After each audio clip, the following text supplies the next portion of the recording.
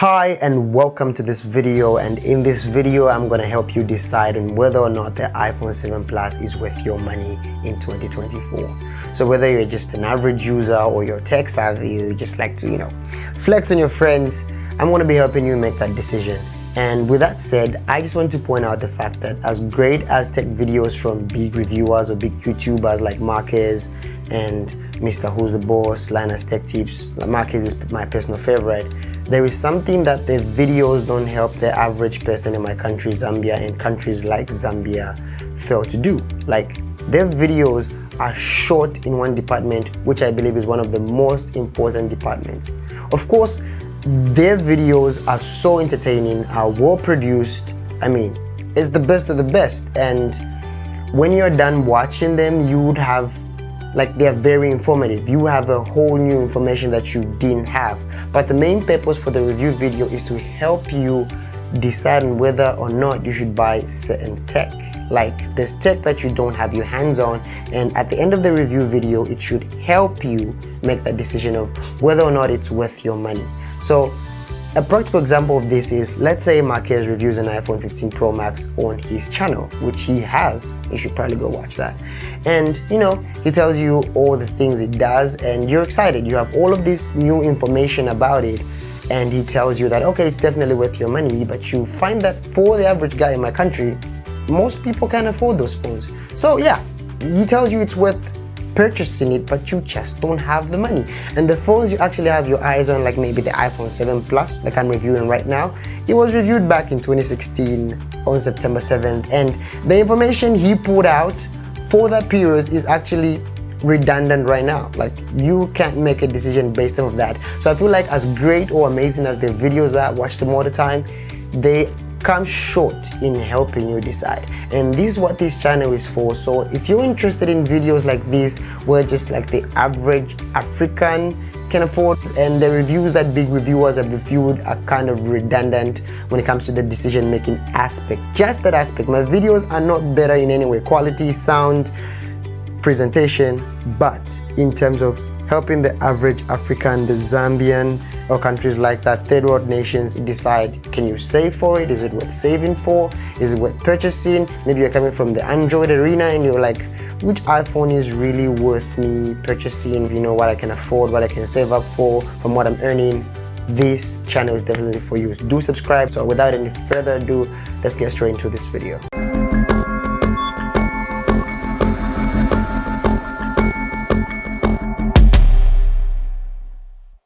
In order to help you decide on whether or not the iPhone 7 Plus is worth your money in 2024, I have devised a grading system. So in this grading system, we have 4 categories, and in each category, we have a rating system of 1 to 5. Now, the round total of 4 categories, rating system of 1 to 5, is obviously 20. So I'm going to give meaning to the round total, to what these numbers mean. Help you decide. After analyzing categories and you find that the round total of the phone is between 1 and 5, you should definitely not get that phone. Why? Because the compromises, according to this clever grading system that I circumspectively came up with, means all the compromises you're making are not justified. What does that mean? That if you said, oh no, it does this, in this case, what you're claiming it does, there's a phone that you can actually get that's better and does that same thing, therefore nullifying what you're trying to use as a justification. That's what that means. So 1 to 5 is a no-no. Don't get that phone. If you have a phone ranging from 6 to 10, then the phone is just good. It's not great, but it's good because you are getting it at compromises that make sense. One of the biggest compromises, which is the price. So it's like, okay, I can't really afford that great stuff, but I'm gonna make this compromise because maybe it can game better, and you're literally just looking for gaming, so you're compromising cameras because at this price range, this is the stable phone for games. So this is kind of a niche based category where there's one thing that you're picking over the other. From 11 to 15. Now, these phones are great. They're just great. It is like, okay, right now I can't really afford, super good, but at this price range, I think this is the best I can get, which is all rounded in what we consider decent. 16 to 17. 16 and 17, if the phone falls in that category, it is super good. Super good in the sense that it does most of the things you want, but it is not amazing or mind-blowing. It is not amazing, it is not mind-blowing, it's just super good. Like, you're comfortable, you're satisfied, you're on your way, it's super good. That's it. And then of course, from 18 to 20, these phones are amazing, phenomenal. There is nothing missing. These would be for the people who actually have the bucks and they were trying to decide on whether or not that phone is worth the money. Like, I have the money, show me the phone, I want to see if it's worth my time.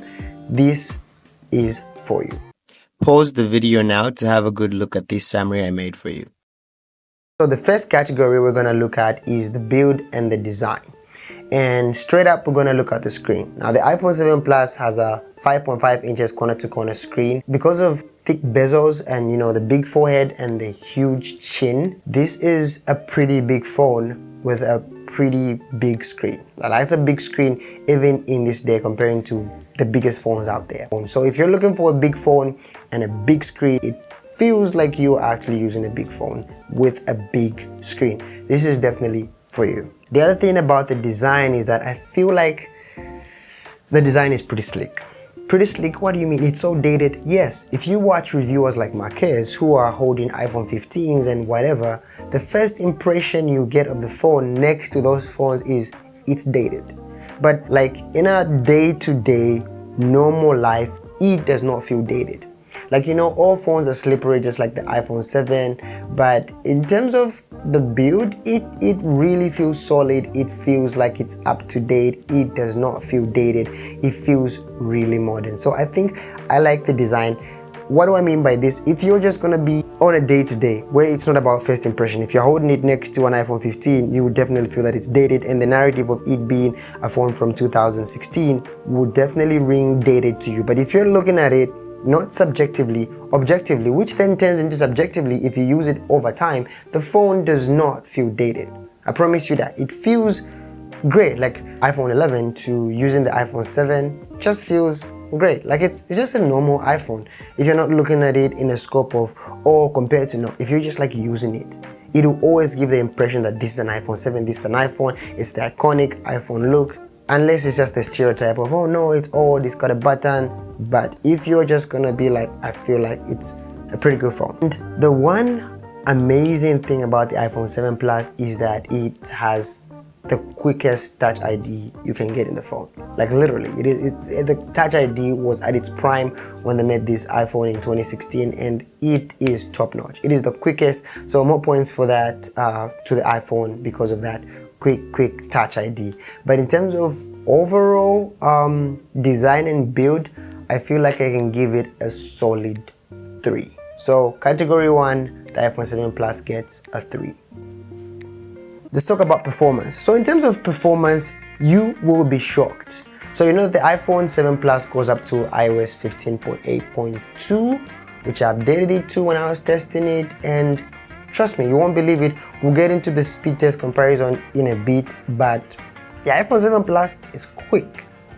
Like it keeps up with the iPhone 11. It's quick. It's so quick in terms of launching apps. The performance, you're not gonna really notice much tearing. And this is what I love about iOS or Apple is, yes, it feels bad that they are limiting the phone from getting to iOS 16, iOS 17, but they have determined that this is the safest software for which the phone will feel like an iPhone. An iPhone meaning it's quick, it's reliable, it's slick. You notice some tearing if you are coming from a smoother phone, but if you're not, trust me, you will enjoy this phone. Like, it is such a good phone.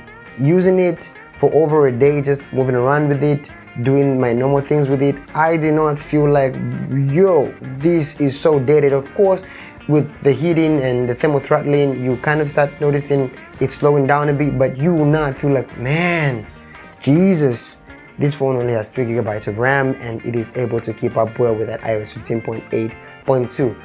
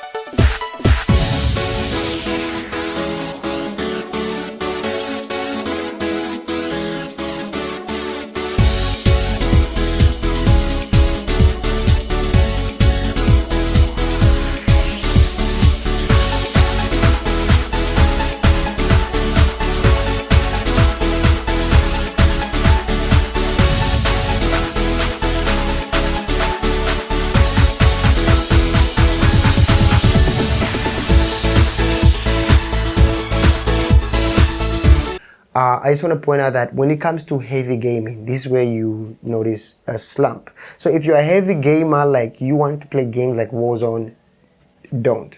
The most you can get out of this is at least PUBG, and of course you notice heating, but I do recommend you slap on a cover on that, or you play next to a fan so you don't get burnt, I guess.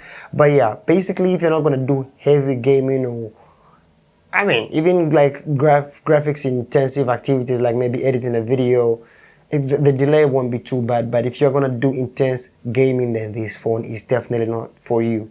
The most intense gaming you can do is PUBG and other games beneath it. Call of Duty Mobile, yeah, you get pretty good. You get a good time gaming. But if you want to go Warzone, don't. That is not Warzone. In fact, is burning up almost every phone. So yeah, it's just a no-no. So in this category, you still get a solid 3. So that's 2 3s, 6 so far. It's looking pretty good for the iPhone 7. I mean, I expect it to do pretty well. Next up, let's talk about battery. Now, this is a very touchy subject, and especially in my country where we have crazy load shedding right now. This is 2024. Hakainde Hichilema is the current president, and we're getting at least 8 hours, at most 10, 12, sometimes 14 hours of load shedding if you're unlucky.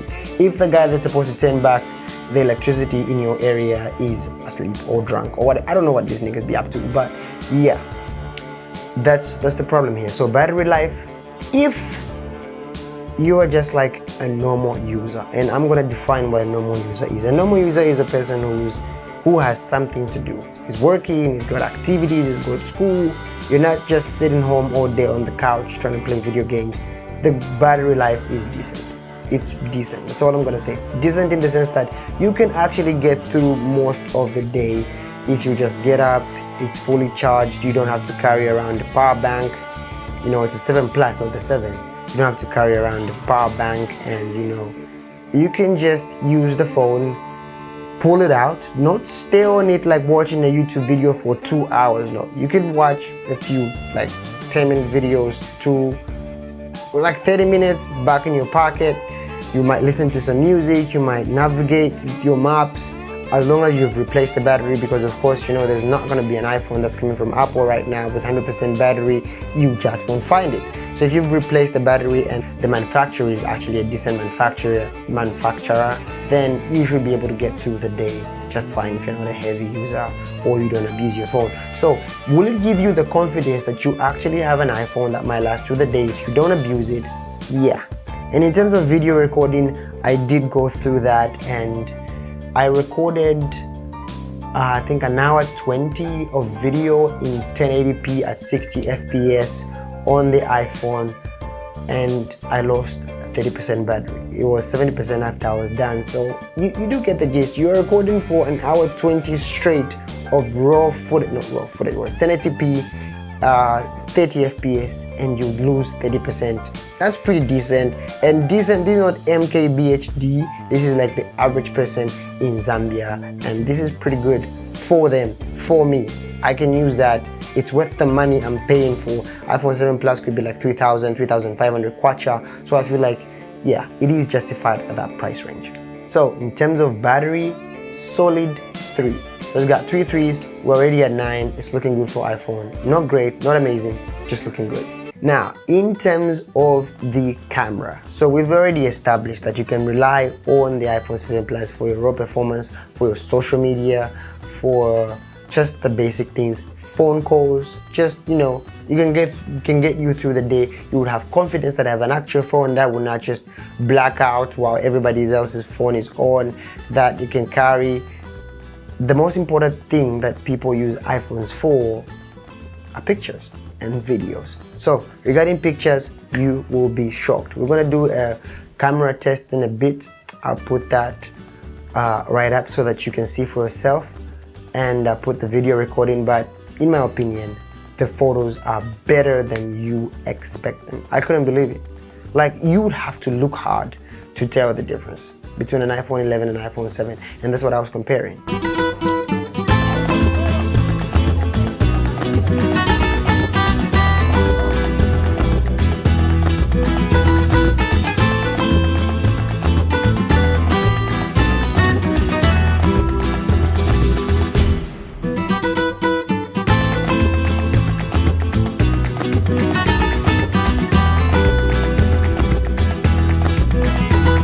I'll give it a comfortable 4. I think it gets a 4 because you will not feel dated, and due to the optimization with iOS, you find that when you post a picture on Facebook, Instagram, Snapchat, WhatsApp, not so much WhatsApp anymore, but yeah, you might get a better result from people and visually than somebody who's using an Android. Why? Because of the optimization. Apple makes apps for very few phones and they're well optimized for those phones. Whereas Android, if you're making a Facebook app, you would have to make the same Facebook app across a wide range of devices. So if you total up from all the subcategories and put everything together, you get a solid score of 13, and I'm not surprised. And like we mentioned earlier, this means the iPhone 7 Plus is actually good. It's good in the terms that if you buy this phone, you will not feel like you're lacking anything on a day-to-day. You will not feel like it's dated. You will not feel like it's so old. You will not feel like you're lacking in the camera department. You only feel that if you start comparing it with the latest iPhones. Now, in the day-to-day, you'll be able to take a picture, upload it, use your phone, text, be okay with the performance, be okay with the smoothness. So it's a pretty decent deal to get an iPhone 7 Plus in 2024. So you should definitely buy it if you're looking to buy it. It's great. Definitely do get the 7 Plus. It's worth the money that they're selling it at, and it is more common than the 8 Plus. So yeah, definitely happy. Subscribe to the channel if you like the content. Thank you for staying to this end of the video. I'm Houty.